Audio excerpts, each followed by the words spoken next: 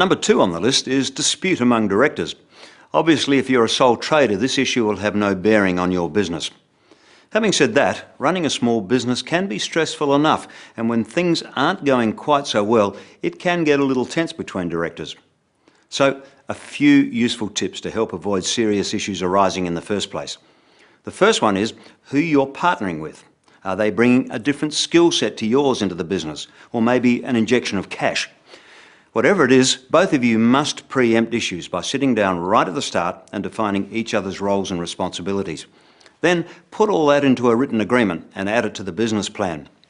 Finally, in the agreement, add a line about what process you'll both adhere to if indeed something does go awry and a dispute can't be resolved face to face.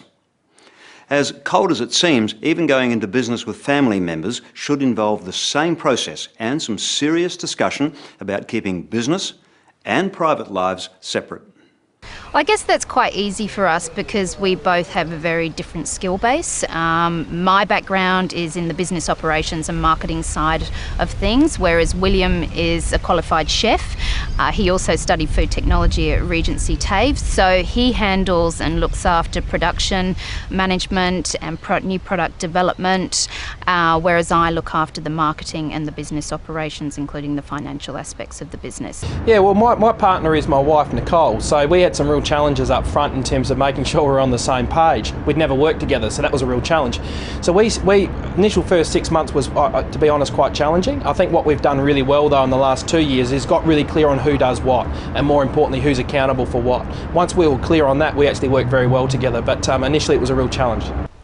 Well, it is a family business, so a dispute could be likely, but we were lucky that everyone had a defined skill set. So Jim, my husband, and his father are the farmers, and I can't do what they're doing, and likewise Jim probably wouldn't want to do what I do. So we go about our business, and everyone appreciates and respects what everyone does. Being a family business, there's 4 of us.